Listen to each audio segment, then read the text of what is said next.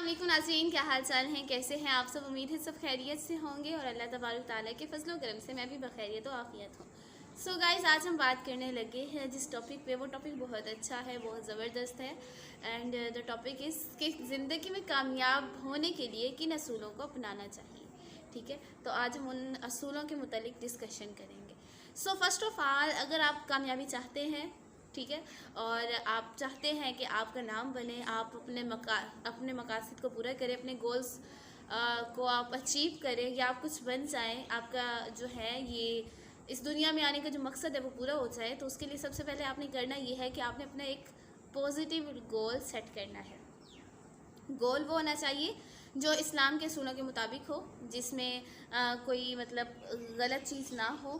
ठीक है, ऐसा आपने अपना पहले गोल सेट करना है। तो जैसे ही आप अपना गोल सेट कर लेंगे, उसके बाद आपने सेकंड स्टेप जो करना है वो है अपने आप को उस गोल पे मतलब मोटिवेटेड रखना है। सॉरी, कैमरे का कुछ इशू है, उसको इग्नोर करें।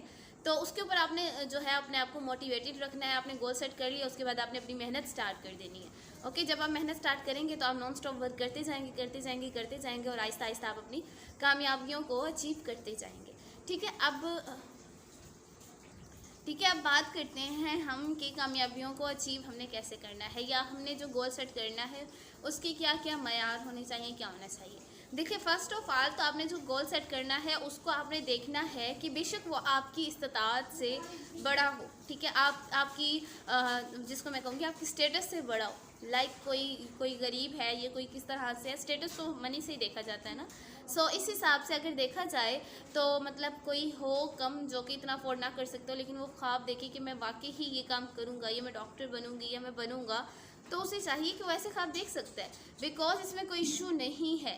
ठीक है, ख्वाब देखने में कोई इशू नहीं है, ना तो ख्वाब देखने में कोई पैसे लगते हैं, ना ही ड्रीम्स को बनाने में या ड्रीम्स पर वर्क करने में कोई आपकी चीज़ें सर्फ होती। सो फर्स्ट ऑफ ऑल, आपने जो ड्रीम रखना है अपना बड़ा रखना है। आपने अपनी अचीवमेंट जो है वो, अपनी सोच जो है वो बड़ी रखनी है। ठीक है, ये नहीं सोचना कि मैं कर पाऊँगा नहीं कर पाऊँगा, नहीं, ड्रीम बड़ा रखें। इंशाल्लाह अगर ड्रीम बड़ा है, पॉजिटिव है, इस्लाम के नुक्ते नज़र से वो जायज़ काम है और अच्छा काम है, तो फिर आपको मतलब जो है वो आपका ड्रीम पूरा होगा। सेकेंडली ये कि जब भी आप कोई काम करें ना, लाइक आप डॉक्टर बन रहे हैं, आप पैसों के लिए डॉक्टर मत बने, आप ये सोच के बने कि मैं खिदमत खल्क करूँगा। टीचर बन रहे हैं तो पैसों के लिए टीचर मत बने, पुलिस में जा रहे हैं तो पैसों के लिए मत जाएं, गवर्नमेंट जॉब कर रहे हैं तो इसलिए ना करें कि और कोई नहीं मिलती, चलो गवर्नमेंट ही कर लेते हैं। ठीक है, इस तरह से मत करें। अगर आप ऐसे करेंगे तो बहुत जल्द आप अपनी जॉब से उकता जाएंगे, तो फिर कोई फ़ायदा नहीं है आपके काम करने का। लाइक आपको हेजिटेशन होगी, आप उकताहट होगी और जल्द ही आप उस काम से थक जाएंगे। लिहाजा काम वो करें जो आपको पसंद है। ठीक है, लिहाजा जो भी गोल सेट करें वो इस तरह से सेट करें कि उससे आप दूसरों को फ़ायदा पहुंचाएं। और देखें, ये तो इन्वर्स डायरेक्टली प्रोपोर्शन है ना हमारे पास, कि अगर हम अच्छा काम करते हैं तो पैसा तो हमें मिलना है, मनी तो आनी है ना, हमारे काम करने से हमें पैसे मिलने हैं। हम अच्छा काम करें बुरा करें, लेकिन पैसे हमें मिलने हैं। ठीक है, आपने गवर्नमेंट टीचिंग ज्वाइन की है, अब आपको पैसे मिलने हैं। अब आप मेहनत करें ना करें, आपको मिलने हैं, लेकिन क्या फ़ायदा उन पैसों का जो बग़ैर मेहनत के आए। इसी तरह से एक औलिया थे, तो उनके एक शागिर्द थे, तो वो ना अक्सर मतलब उनसे वो ना मतलब जो शागिर्द थे उनको उन्होंने तायीद की थी, या वो उनके पास ही रहते थे, उनको उन्होंने तायीद की थी कि कभी भी ना हराम का एक लुकमा भी मत खाना। तो वो ना अक्सर कहते थे कि भाई हराम का लुकमा कैसा होता है, मतलब उसका ये है, इस टाइप का ना, वो मतलब अपने उस्ताद से सवाल करते थे। तो वो नॉर्मली करते ये थे कि वो सुबह उठ के खाना वगैरह खा के अपनी मजदूरी पे जाते, जब वो शाम में वापस आते तो साथ में पैसे भी लेके आते थे। तो एक दिन उन्होंने दोबारा अपने उस्ताद से ये सवाल किया कि ये हराम का लुकमा क्या होता है, या ये कैसा होता है, और ये किस तरह मतलब इंसान खाते हैं, इस टाइप का, मतलब वो उन्हें इस चीज़ का पता नहीं था। तो उनके उस्ताद ने उनसे ये कहा कि आप इस तरह से करो कि कल जब आप जाना ना काम पे, आप वहाँ जाके कहना कि आपको ना मतलब आपके पेट में दर्द है, और आप वहाँ पे काम ना करना। ठीक है, जब काम ना करना तो शाम को आते हुए ना अपनी मजदूरी ले आना। उसने कहा ठीक है, वो गया। अगले दिन जाके उसने थोड़ा सा काम किया, उसने कहा जी मेरे पेट में दर्द है, दर्द है, दर्द है। सब ने कहा कि पहले कभी तो इसने ऐसा किया नहीं है, तो हो सकता है इसके पेट में दर्द हो। तो लोगों ने उसे बिठा दिया, जो उसके साथ काम करने वाले थे, उन्होंने कहा कि जी आप बैठ जाएं। ठीक है, और जब छुट्टी होने लगी तो उसको भी उसकी मजदूरी मिल गई। अब उसको बगैर मेहनत की वो मजदूरी मिली थी। उसने जब वो घर जाके उसने उस्ताद को दी, उस्ताद ने कहा कि ये पैसे ले जाओ, जितना हो सकता है खाओ। पहले ये होता था कि वो जो पैसे लाता था ना उस्ताद के हाथ में देता था, उस्ताद कुछ पैसे उसे देते, बाकी वो खुद भी इस्तेमाल करते थे और बाकी उसके जोड़ के मतलब अपने पास रख लेते संभाल के। अब उस्ताद ने उस दिन उसको वो जो 600-700 ये जो भी मिला उन्होंने उसे दे दिया कि ये लो आप ले जाओ। अब वो ले गया जाके ना, उसने जो है वो चिकन और इस टाइप की चीज़ें खाई, पेट भर के खा के सो गया। अब जब वो रात में सो गया ना तो सुबह जब उठा तो उसकी बॉडी में पेन थी, बहुत ज़्यादा मतलब दर्द था और अजीब सी उसकी कैफियत हो रही थी और उससे उठा नहीं जा रहा था। तो उसने अपने उस्ताद साहब से ये बात शेयर की तो उन्होंने कहा जी इसको कहते हैं हराम का लुकमा। लाइक कल आपने काम नहीं किया, बगैर काम के आप पैसे ले आए हो, ठीक है, अब आपने उसको खाया, आपने रच के मतलब उसमें से खाया है और उसके बाद अब आपसे अल्लाह पाक ने सेहत को मतलब दूर कर लिया। हलाल के रिस्क की बात ये होती है वो थोड़ा होता है, ठीक है, लेकिन वो सेहत देता है इंसान को ना, सेहत याबी देता है, ये इंसान में सेहत को कायम रखता है। जबकि हराम का एक दाना या एक लुकमा आपके अंदर बहुत ज़्यादा बीमारियों को पैदा कर देता है। तो इस तरह से होता है। बाकी कहते हैं अगर कोई झूठ बोल के या कोई हराम का एक लुकमा भी खाता है, एक दाना भी खाता है, तो 40 दिन तक वो उसके जो कैफियत है ना उसके ऊपर उसके मतलब उसके अंदर जो कैफियत होगी ना वो कैफियत अजीब सी होगी। लाइक 40 दिन तक लगातार वो गुनाहों के बारे में ही सोचता रहेगा, ठीक है। 40 दिन तक उसके ऊपर नेकी बहुत मुश्किल से आएगी या वो नेकी के बारे में बहुत मुश्किल से सोचेगा, ठीक हो गया। उसके बाद जो हमारा नेक्स्ट स्टेप है डैट इज़ वर्क। ये हम लोगों ने अपना ड्रीम बना लिया है, पॉजिटिव ड्रीम बनाया है और हमने उसके ऊपर काम भी पॉजिटिवली करना है, ठीक है। अब हमने वर्क कैसे करना है, हमने अपना ड्रीम सेट कर लिया। ड्रीम गोल जैसे मैंने बताया कि एक अच्छा गोल होना चाहिए, एक पॉजिटिव गोल होना चाहिए और ऐसा होना चाहिए जिससे हम दूसरों की खिदमत भी कर सकें ताकि अल्लाह पाक हमारे उस काम में बरकत डालें, ठीक है। अब एक टीचर है, वो गवर्नमेंट टीचर है, उनको सैलरी मंथली मिलनी है, उन्हें पता है कि मुझे पैसे मिलने हैं, इस वजह से वो मेहनत कम करती हैं। मैं एक मिसाल दे रही हूँ, ठीक है, तो वो मेहनत कम करती हैं, ओके। जबकि अगर वो चाहें, क्योंकि सैलरी तो उन्हें हर सूरत मिलनी है ना, वो मेहनत करें ना करें, अगर उनके दिल में खौफ खुदा हो तो उनकी कोशिश होनी चाहिए कि वो बच्चों को ज़्यादा से ज़्यादा फ़ायदा पहुँचाएँ ताकि जो बच्चे हैं वो ज़्यादा से ज़्यादा पढ़ें और उनको सैलरी के साथ साथ सवाब भी मिले। लेकिन अगर वो इस तरह से काम नहीं करती, मेहनत नहीं करती और अपनी सैलरी लेके चली जाती हैं, छुट्टियां कर लेती हैं, बच्चों को पढ़ाती नहीं है, क्लास में सही से नहीं पढ़ाती, अपना पूरा एफ़र्ट जो है अपनी पूरी एफ़र्ट नहीं लगाती, तो फिर उनको जो सैलरी मिल रही है वो उनके हराम में शुमार हो रही है, ठीक है। आपने देखा होगा कि हमारे मुल्क पाकिस्तान में गवर्नमेंट स्कूल के टीचर्स जो है उनके बच्चे प्राइवेट स्कूल्स में पढ़ते हैं। मतलब 50,000 सैलरी लेने वाले टीचर को ये यकीन होता है कि जहाँ पे प्राइवेट स्कूल में जहाँ उन टीचर्स को 6,000-7,000 सैलरी मिलती है, उन स्कूलों की पढ़ाई ज़्यादा अच्छी है बनिस्बत हम लोगों के, कि हम 50,000 सैलरी लेकर भी बच्चों को नहीं पढ़ाते और वो 7-8 हज़ार सैलरी में भी हमारे बच्चों को अच्छा पढ़ाएंगे। इस वजह से गवर्नमेंट स्कूल के टीचर्स जो हैं वो ज़्यादातर गवर्नमेंट स्कूल के टीचर्स के बच्चे जो हैं वो प्राइवेट सेक्टर में पढ़ते हैं। तो ये यहाँ से आप अपने अंदर का अंदाज़ा लगा लें। उसके अलावा कोई और पेशा है, कोई और शोबा है जहाँ पे काम करते हैं तो लोग वहाँ पे अपने टाइम को, बस उन्हें पता है ना कि हमें रेगुलरली पेमेंट मिलनी है, तो वो अपने टाइम को यूज़ नहीं करते, वो खिदमत खल क्या करेंगे, वो तो अपनी ड्यूटी ही पूरी नहीं करते। तो फिर ऐसे लोगों की तमाम पैसे, तमाम चीज़ें वो हराम में शुमार होती हैं। उसके बाद चलते हैं कि कामयाबी का पहला स्टेप गोल अच्छा रखना है, खिदमत खल करनी है ताकि अल्लाह पाक आपको आपके काम में बरकत डाले। सेकेंडली, हाँ, ऐसे लोगों का कभी भी पेट नहीं भरता, ठीक है, जो लोग मतलब इस तरह से करते हैं ना हराम वगैरह, या ये हराम के ज़ुमरे में ही आ जाते हैं ना, तो ऐसे लोगों का कभी भी पेट नहीं भरता। वो जितना भी खा लें, जितना भी कमा लें, उनको फिर भी हवस रहती है पैसे की कि हमारे पास और होना चाहिए और होना चाहिए। जबकि जो हलाल रोज़ी खाते हैं वो बेशक एक लुकमा खाएँ, 2 लुकमे खाएँ, लेकिन उनको ये होता है कि भाई हमने हलाल खाई है ना, हमारे लिए इतनी काफ़ी है और अल्लाह पाक उन लोगों को सेहत भी देते हैं। अच्छा जी, अगले स्टेप पे चलते हैं कि फ़र्स्ट तो गोल अच्छा होना चाहिए, खिदमत खल की सोच होनी चाहिए और पैसे के लिए आपने काम नहीं करना, आपने अपने आप को कामयाब करने के लिए और लोगों की खिदमत करने के लिए काम करना है।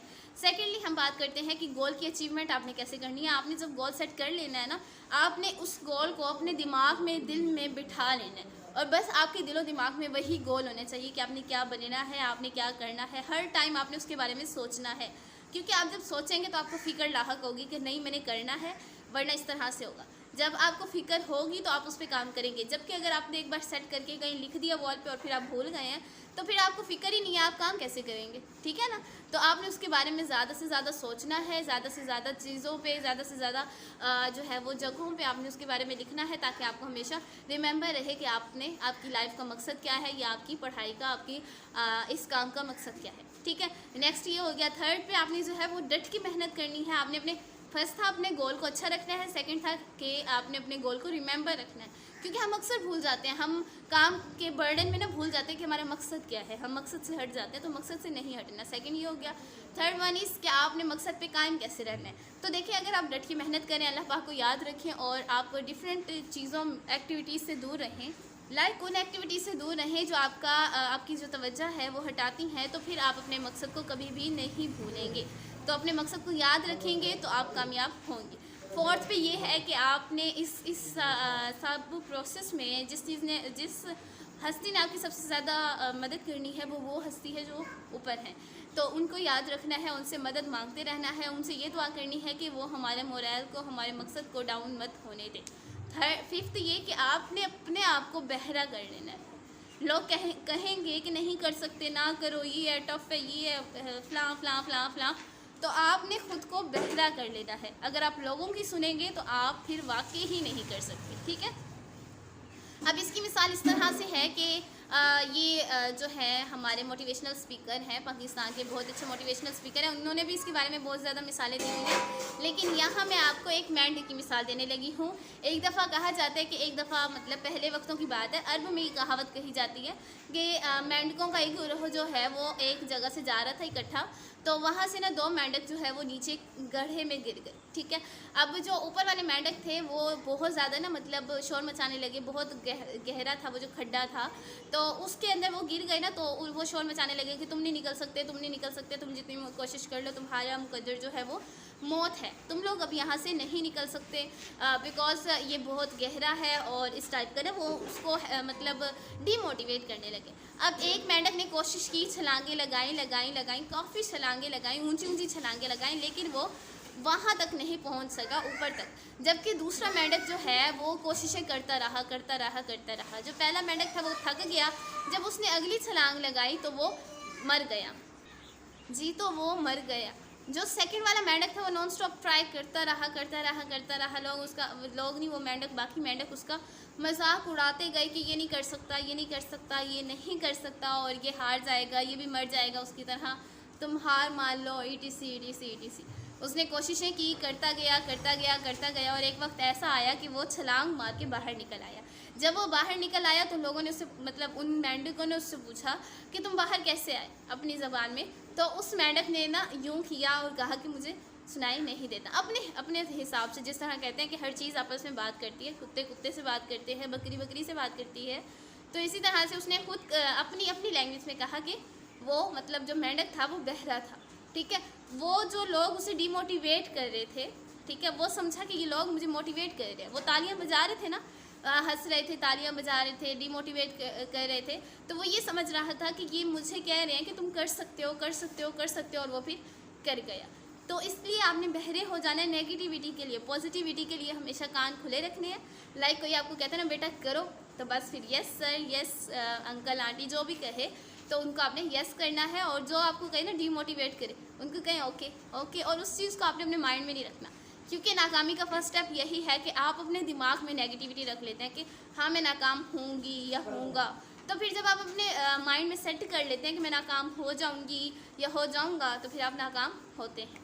तो फिफ्थ हमारी बात ये थी कि आपने गलत बातों के लिए अपने आप को बहरा कर लेना है, और मोटिवेटेड बातों के लिए अपने कान हमेशा खुले रखने हैं। उसके बाद 6 है कि मोरल को अपने को अप रखने के लिए, अपने आप को मोटिवेटेड रखने के लिए आपको ऐसे शख्स की ज़रूरत है जो हर वक्त मोटिवेटेड रहें, या ऐसे लोगों के लेक्चर्स की ज़रूरत है जो आपको आपके मकसद की तरफ जो है वो आपकी रफ्तार को तेज़ कर सके, ठीक है। तो आपने अपनी रफ्तार को आपको ऐसे लोगों की ज़रूरत है जो आपकी रफ्तार को मज़ीद तेज़ कर सकें, आपको आपकी काम की तरफ ज़्यादा से ज़्यादा ला सकें, और आपके मोरल को कभी भी डाउन होने ना दें। उसके बाद आपने जो करना है वो ये कि आपने अंत तक कोशिशें करनी है। स्लो करें बेशक, slow and steady wins the race. जिस तरह खरगोश ने बड़ी बड़ी छलांगें लगाई थी, इस तरह हमने बड़ी बड़ी छलांगें नहीं लगानी। कछुए की तरह आहिस्ता आहिस्ता चलें, लेकिन लगातार चलें, ठीक है। एक बार अगर आप हारते हैं या आप थक जाते हैं तो रुके नहीं, अपनी स्पीड को स्लो कर दें, ठीक है। तो स्टार्टिंग ही स्लो से करें, स्लो। अगर आप चलते रहेंगे तो आप थकेंगे नहीं, ठीक है। थकना गलत है, ठीक है। तेज़ तेज़ छलांगे लगा के फिर रुक जाना गलत नहीं, गलत है, और थकना गलत है। मतलब तेज़ तेज़ आपने छलांगे लगाई और फिर आप रुक गए तो ये चीज़ गलत है। लेकिन अगर आप स्लो स्लो स्लो स्लो चलते रहते हैं और रुकते नहीं हैं तो ये बात बहुत ज़बरदस्त है, और आपने ऐसे ही करना है। Slow and steady wins the race. आहिस्ता आहिस्ता चलें, बेशक सुकून से चलें, लेकिन अच्छा चलें, ठीक हो गया। उसके बाद जो नेक्स्ट चीज़ है डैट इज़ कि आपने हमेशा अपने रब पे यकीन रखना है और अपने आप पे यकीन रखना है, ठीक है। अपने आप पे यकीन होगा, आपने सारा कुछ कर लिया, 7 स्टेप कर लिया, अब अपने आप पे यकीन है तो इंशाल्लाह आप कामयाब होंगे। तो इसी के साथ मुझे दें इजाज़त, मिलेंगे नेक्स्ट वीडियो में नेक्स्ट टॉपिक के साथ। और अगर आपको हमारी वीडियोस पसंद आती हैं ना तो हमारे चैनल को जल्दी से सब्सक्राइब कर दें और बेल आइकन को दबा दें ताकि हमारी लेटेस्ट वीडियोस आपको आसानी से मिल सके। और मेरा गला हो गया बंद, ठीक है। फिर इंशाल्लाह मिलेंगे आपसे नेक्स्ट वीडियो में। खुदा हाफ़िज़।